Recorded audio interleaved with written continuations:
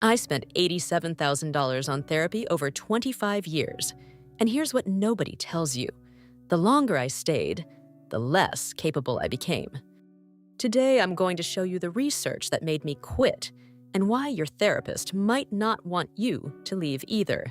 Look, I'm not anti-therapy. Therapy saved my life when I was 23 and spiraling. But somewhere between session 50 and session 500, something changed. I went from getting better to needing my therapist to function. And I thought I was the problem. I thought I was broken. Until I found the research. See, in 2018, researchers at the Journal of Clinical Psychology published something shocking. They discovered that therapy dependency isn't just a personality flaw. It's something the therapy itself creates. Today, I'm breaking down 3 studies that explain exactly how this happens, why it happened to me, and what you can do if you're stuck in the same cycle. First, let's talk about what therapy dependency actually is. A 2018 study in the Journal of Clinical Psychology, I'll link it below, analyzed thousands of patients and found 3 specific patterns of dependency. 1. Submissive dependency, where you can't make decisions without asking, "What would my therapist think?" 2. Need for contact, where missing one session feels unbearable, almost like withdrawal. And 3. Lack of perceived alternatives, where your therapist becomes the only person who understands you and everyone else in your life starts to feel less valuable. Here's the kicker. The researchers found that this isn't about your personality. Quote, "The specific mental health care context plays an additional role in whether or not people become dependent on their treatment." Translation? The longer you're in therapy, the more the therapy itself makes you dependent. I saw this in my own life. Year 1, I was learning tools. Year 5, I was calling my therapist before every major decision. Year 10, I genuinely believed I couldn't survive without weekly sessions. And the data backs this up. Simple Practice analyzed 105 million therapy sessions in 2023-2024. The median person goes for 5 to 10 sessions. But millions stay for years, paying $400 to $802 per month. So how does this happen? How do you go from getting help to getting stuck? The research calls it the derogation effect. Here's how it works. When you have a great therapist who truly helps you, your brain starts comparing them to everyone else in your life. And guess what? Everyone else starts looking inadequate.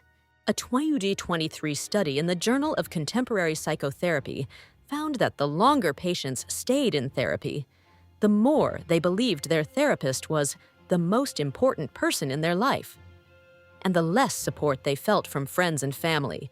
Think about that. The thing that's supposed to heal you is actually isolating you.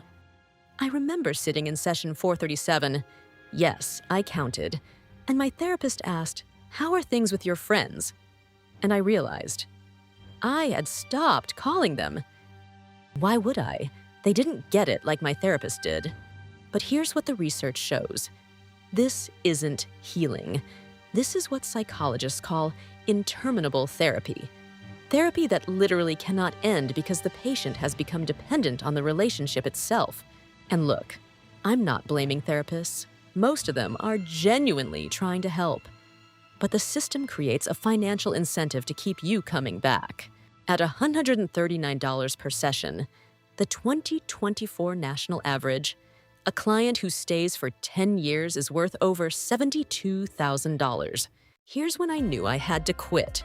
Session 612. I'd been going weekly for almost 15 years. And my therapist said something that finally woke me up. "It sounds like you're really processing a lot. How do you feel about adding a second session each week?" And in that moment, I heard it. Not, "You're ready to handle this on your own," but "Let's add more sessions." I went home that night and did the math. $87,000, over 600 sessions.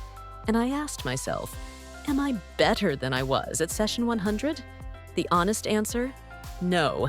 I was more anxious about being without therapy. I was less confident in my own judgment. I had more tools, but less ability to use them without my therapist's validation. So I looked at the research on therapy outcomes. And here's what I found. The National Institute of Mental Health found that for many conditions, short-term therapy, 12 to 16 sessions, produces the same long-term results as years of ongoing treatment. Read that again. The same results, in a fraction of the time. I realized I wasn't in therapy to get better anymore. I was in therapy because I was afraid of what would happen if I stopped. So, what did I do? I didn't quit cold turkey. That would have sent me spiraling. Instead, I did what the research calls deliberate tapering. First, I switched from weekly to bi-weekly, then monthly, then every other month. Second, I started building what psychologists call an internal therapist. Every time I wanted to text my therapist a question, I wrote it down and answered it myself first. 90% of the time, I already knew the answer. Third, and this is crucial, I reconnected with my support network. Friends, family, people I'd unintentionally pushed away because they didn't understand like my therapist did. And you know what happened? Within 6 months, I felt more capable than I had in years. Not because therapy was bad, but because I had finally learned to trust myself again. The research backs this up too. Studies show that people who taper off therapy gradually maintain or even improve after ending sessions, because they've learned to be their own guide. Look, if you're in crisis, if therapy is genuinely saving your life right now, keep going. I'm not saying quit.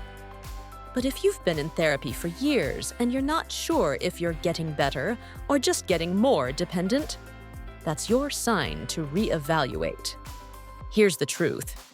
Nobody wants to say out loud. Therapy is supposed to make you independent, not dependent. It's supposed to be a bridge, not a permanent home. If your therapist never talks about ending therapy, if they never mention tapering, if every session feels like you need to come back, ask yourself, who benefits from that? I'm not saying therapists are evil, but the system has a flaw. Success is measured by session count, not by patient independence. So here's what I want you to do. 1. Ask your therapist, what does the end of our work together look like? A good therapist will have an answer. 2. Check your own dependency. Can you make decisions without them? Can you miss a session without panic? And 3. Remember this. The goal isn't to need therapy forever.